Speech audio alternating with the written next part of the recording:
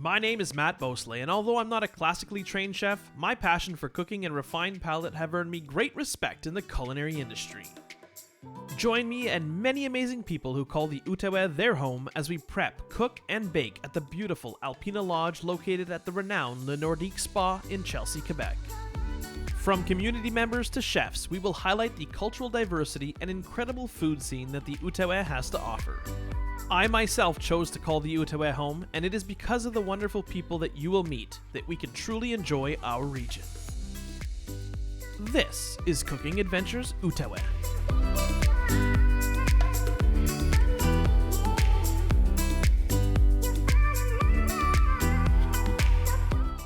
Hello and welcome to our kitchen. I'm very excited to share another recipe with you today that will highlight the Outaouais' culinary and cultural diversity. Today's guest is the co-owner and kitchen manager of Luigi's Pizza in Chelsea and Wakefield. She was born here and raised here, and from a young age, always enjoyed cooking. Please welcome Kassandra McNeill. Thanks for having me. You yourself are not Italian, so Definitely can you tell me the story about Luigi's and how it came to be? Well, we bought it from Luigi, which was the Italian original owner of Cheesy Luigi's, and he taught us all the recipes and the ropes around the place. And that started where? That was in Wakefield? In Wakefield, back, I couldn't necessarily tell you because I was too young at the time. Right. I mean, I was in working age, but he was there, I think it was like 2007 or so, where he just had the running place. Like, the place was booming, everybody knew about it, and then he bought into Chelsea because he wanted something bigger. And so then a few years later, we decided to buy the Chelsea location because it was the only place available for us to buy a pizza place at the time.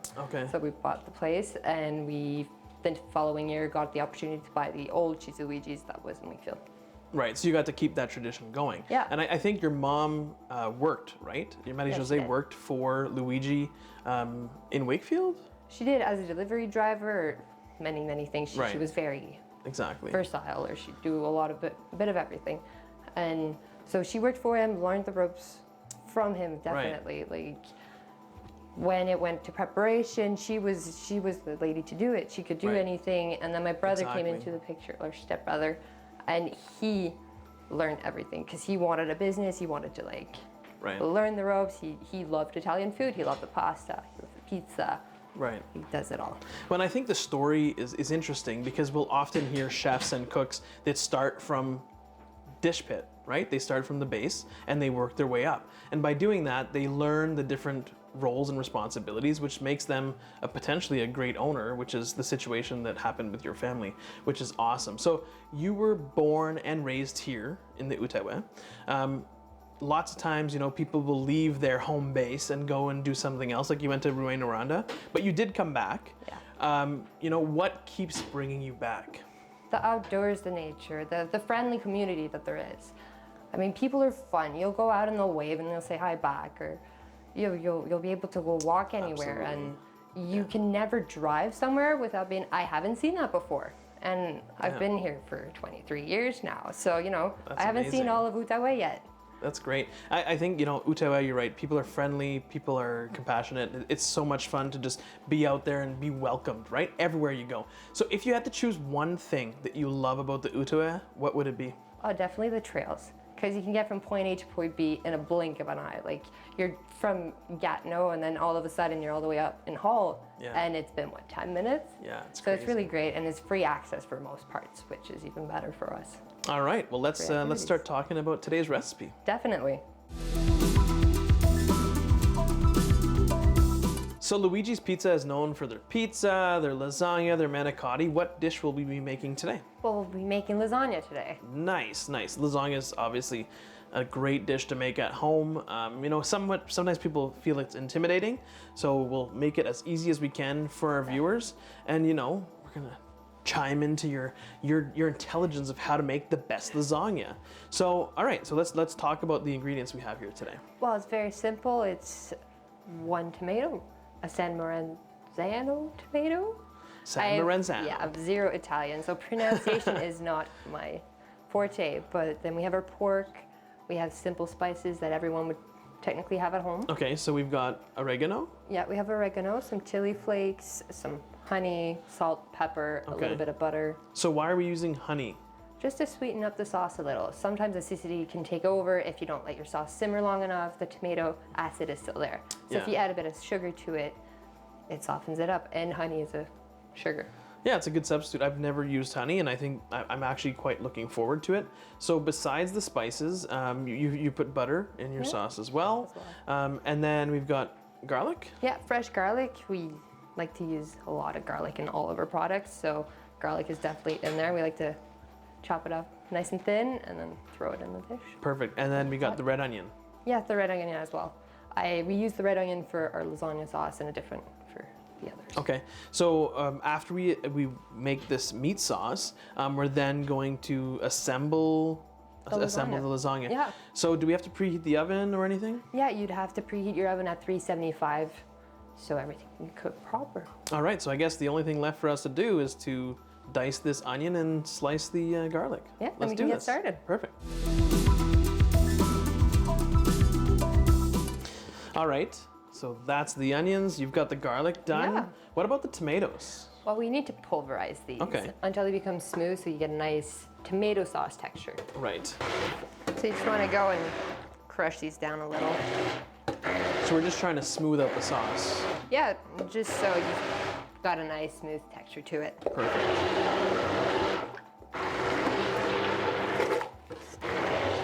So now I'm gonna guess we have to preheat our pan? Yes, definitely, so we can cook our onions and garlic ahead of time. Awesome, let's do that.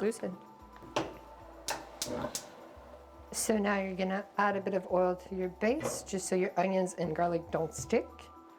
So right afterwards, I just add my onions. So if you hear that sizzling sound, that's really good. You wanna sweat them just a little, just so they're not the same color, not as vivid in color, a little more clear. A little softer in texture. Yeah, exactly. Perfect. You'll add your meat, so the pork.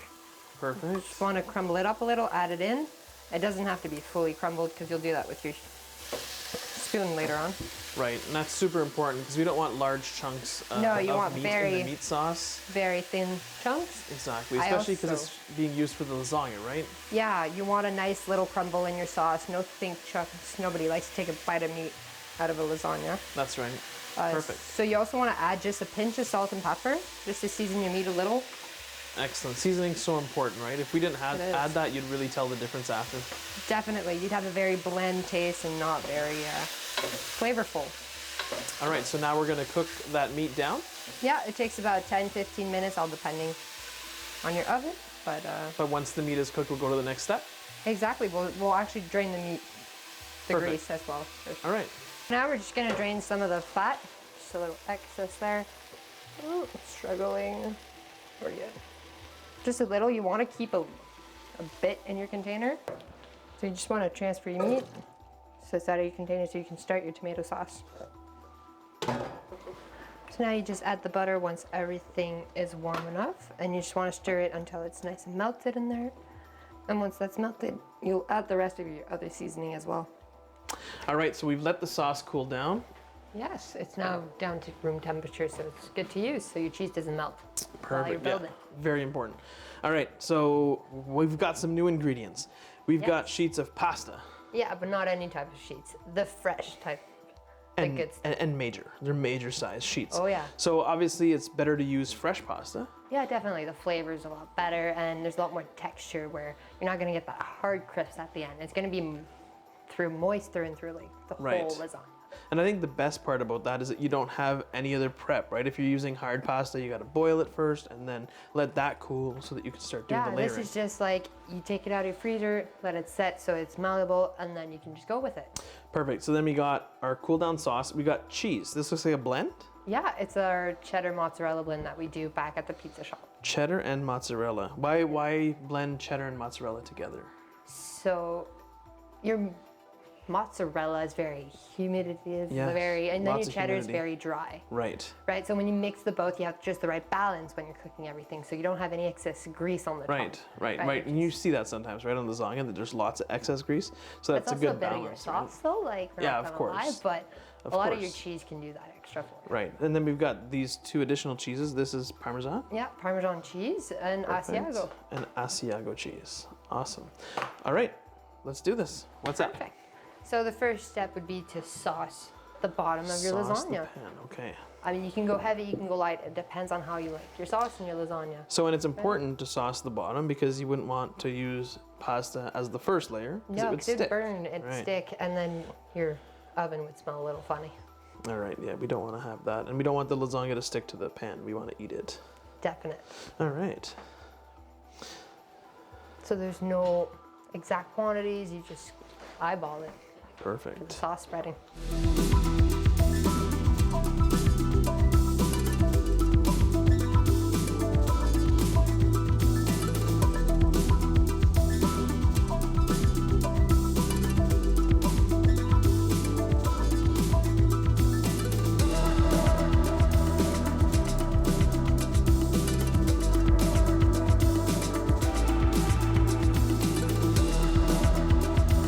You would finish it with a bit of basil. Just a bit, just to top it off. Hand-torn basil. Sweet and simple. You want to add some extra Parmesan to that, go for it. It's just sticking to my fingers, but there you go. Sweet and simple. Perfect. All right, let's try it. Cut yourself a piece too. Definitely.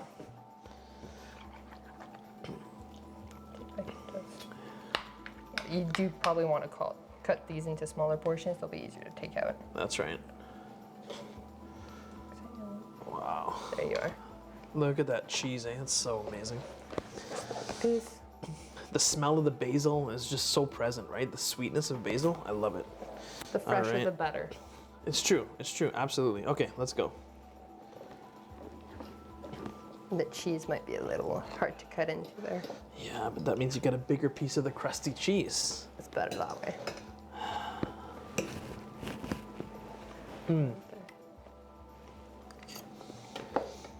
The meat sauce is seasoned perfectly. The cheese is nice and stretchy and stringy. That's the best part of the melted cheese, right?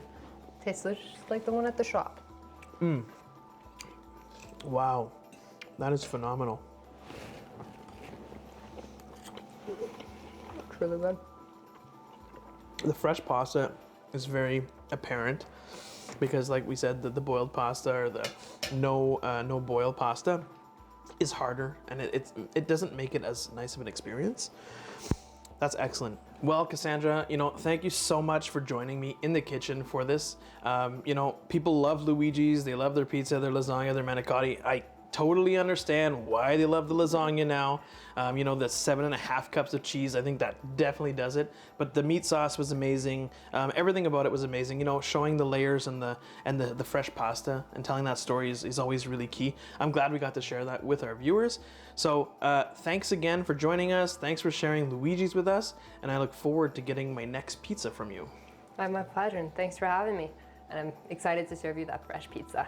Once again, a very special thanks to Kassandra McNeill of Luigi's Pizza for sharing this amazing recipe. Don't forget that this recipe, as well as all of the recipes in our show, will be published in the Cooking Adventures Outaouais Cookbook, brought to you by the Regional Association of West Quebecers. On that, be happy, be healthy, and ciao for now.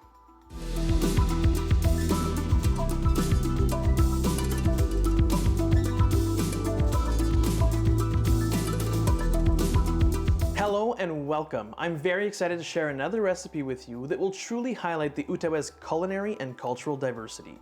Today's guest is a well-known community member known for her sweets at the St. Mark's Church bake sales and always sets out to make a difference in the life of a child. Welcome, Theresa Shea. Thanks for having me, Matt. Oh, the pleasure is all mine. I mean, your husband Jim and yourself were so involved in the community, so it's really great to share your story. So let's talk a bit about your baking background. I mean, you've always loved to bake, I hear. Yes. So tell me about some events you've done, some activities you've done. Well, I started baking when I was a teenager. My mother was a hardworking woman, worked outside the home. And I often had to prepare the meals, basic suppers, which every day included potatoes and meat and a vegetable. Very classic, right? So, yes, very, country style. Yeah, for sure. And that's where I began. And then I had 4 daughters, and everything I was reminded came from scratch. I nothing came out of a can. Right. I made lasagnas, spaghetti sauce, Awesome, and with 6 people for dinner every evening, there was always a good homemade meal. So that's where I began, and I extended my culinary ability to the dinners at St. Mark's Church. Right. Where I would always make a lasagna, meatballs, or whatever was required. And I love to bake. So I've heard that baking is something that people know you for. Yes, I've been involved in a lot of bake sales, including for the West Quebecers. Right. And one of my favorite recipes was the chocolate peanut butter balls, which I'm going to make today. Those are awesome. I mean, I've had those as a child, I think. Something similar, but I hear your recipe is pretty popular, so we'll see how yours are better than the ones I've had before. So your late husband, Jim Shea, he was a huge community member. He was known by everyone, you know, and I wanted to know a little bit more about his story in the Outaouais. Okay, well, he came from a humble background, was raised by a single mother. His father died when he was 8 years old, and they were poverty-stricken.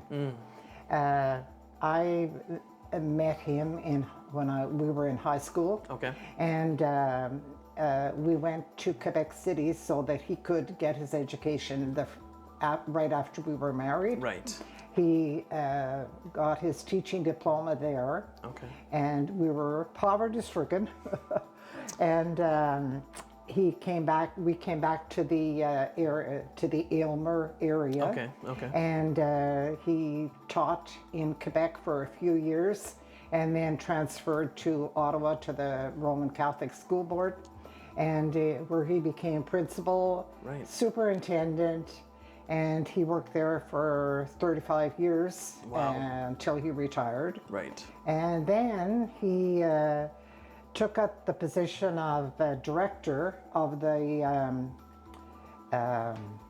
French language, Canadian Parents for French. Right. So he was teaching in French.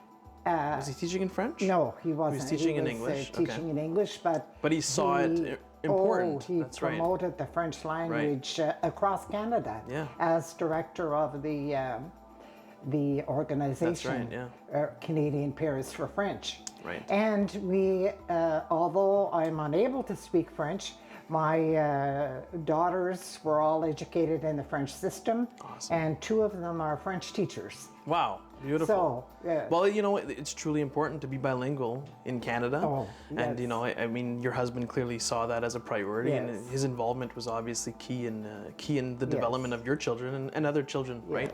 So let's get into today's recipe. All right, so we're making what again? Chocolate peanut butter balls. Okay, so I hear that this recipe has truly traveled the country, maybe even abroad. Tell me a bit about that. Yes. Well, I had a foster boy, who lived in my place in 1983 and for 10 years later. Wow, anyway, we used to go visit his mother in Mont-Laurier. Right. And she made these balls, and he liked them so much that I decided that I would learn how to do it, and that's where the recipe came from. I've made it many times over the years, and frequently we went to Prince Edward Island summer after summer, and this recipe came with us. Now my grandchildren know how to make it, and everybody loves it. And now they'll know how to make it too. Now, yes. There you go. Thanks for sharing the recipe with us.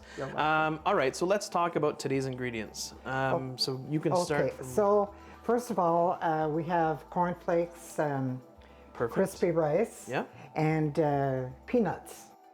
The other ingredients here are peanut butter, corn syrup, and brown sugar. And then also, which we don't have here, but we're going to be dipping these in chocolate. Yes. So we're using some paraffin wax. Paraffin wax and chocolate. Okay. Yes. And then we're going to finish the balls that way. We add icing sugar to that. Okay. Yes. Perfect. All right. So. Well, let's start preparing these. Now I will put the ingredients into the pot here. Perfect. These all have to be warmed up on the stove for approximately 7 or 8 minutes.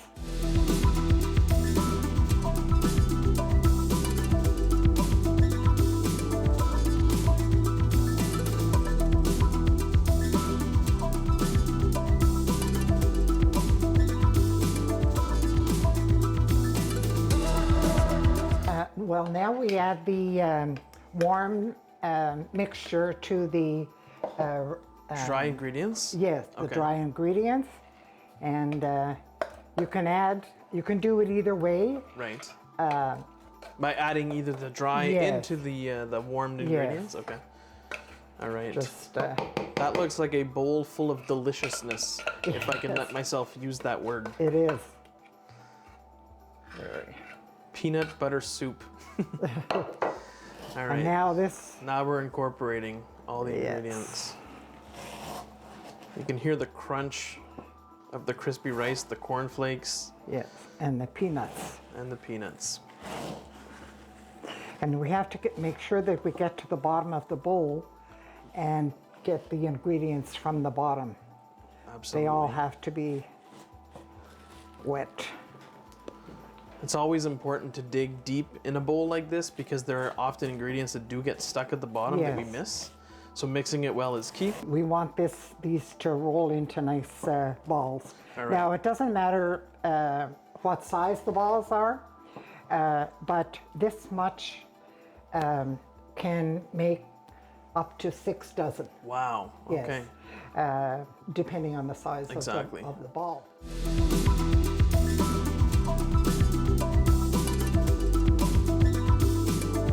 We finished rolling the rest of the balls. What are the next steps? We have to warm up the chocolate. Okay. This is the chocolate, which I've already chopped. Okay. And also a half a cube of wax. Paraffin wax. And we've got dark chocolate? It's dark chocolate. So any type of melting chocolate that you can buy at the store? Probably, yes. All right. Okay. So I just add that here and we warm that up. And when it's warmed up, we'll add the icing sugar. All right. After it's heated? Almost a cup of icing sugar. All right.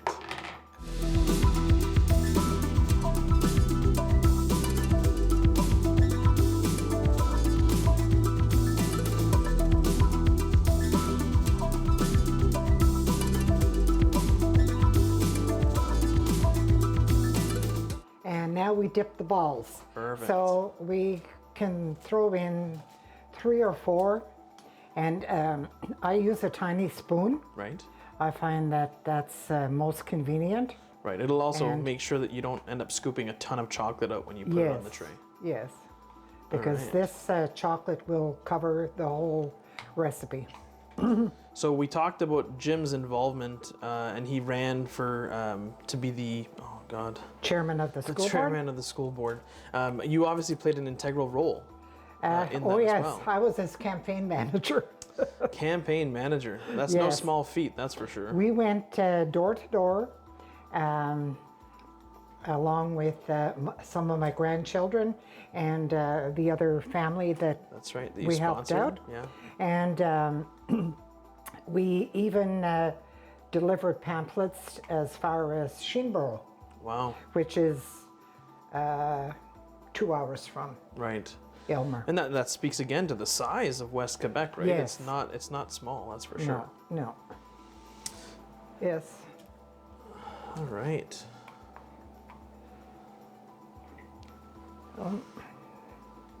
So now, after we've dipped them, we basically just got to let them cool. Let them cool, and they're ready to eat. All right, and you can actually clearly see there's some shine to these peanut butter balls, and that's because the chocolate has that wax in it. Yes. So, you know, if you don't add the wax, it wouldn't stay together as well, but also wouldn't have that shine. So you can take a look at that. It looks really nice, and when they cool, they'll be nice and shiny. You like better the bigger ones, so that means I'll take a smaller one. Okay. Yes. I'm gonna go for a bigger one. I'm used to them. You are. So, all right.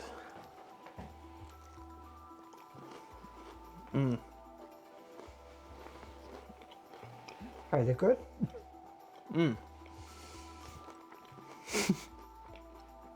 think the difference between the chocolate balls or peanut butter balls that I had growing up is that they were mostly focused on peanut butter and a little bit of crispy rice and then just chocolate covered.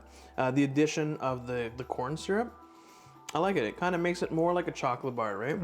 It adds more to it. And the waxy chocolate that we've made with the powdered sugar, it made a really nice consistency of chocolate too. It's really good. Lots of crisp. Cornflakes, crispy rice, peanuts, crispy peanut butter. I think all those create a huge texture profile of this dish. It's excellent. They're very filling. You don't need too many. Well, I'll challenge you on that one. Well, Theresa, these peanut butter chocolate balls, chocolate peanut butter balls, delicious balls of joy are amazing. Thanks a lot for sharing this recipe with us. Also, you know, thanks for sharing your story. Community members like yourselves are not always visible in our community, so it's great to talk to you and hear Jim's stories as well. So thank you for all the time you've donated, all your volunteer work, and for sharing this amazing recipe with us. Well, it's been a pleasure. Very welcome. Thank you very much. Thanks for having me. Once again, a very special thank you to Theresa Shea for sharing this recipe and her amazing story. Don't forget that this recipe, as well as all of the recipes featured in this show, will be published in the Cooking Adventures Outaouais Cookbook, brought to you by the Regional Association of West Quebecers. On that, be happy, be healthy, and eat well. Ciao for now.